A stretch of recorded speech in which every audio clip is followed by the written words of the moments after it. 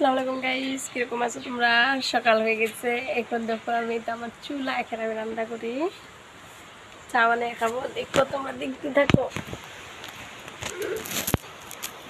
এখানে নিয়েছি, কি দেখছো? আটাগুলো নিয়েছি আমি, বুঝলে গাইস?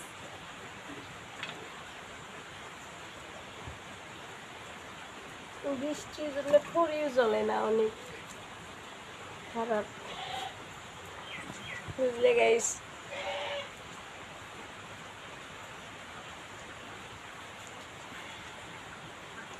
বানাবো এখন আটা দিয়ে কিছু বানিয়ে খাবো, বুঝলে?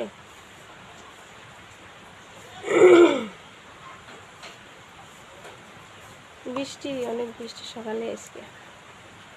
লাইন নেই, আন্ধার হয়েছে আমার ঘরটা।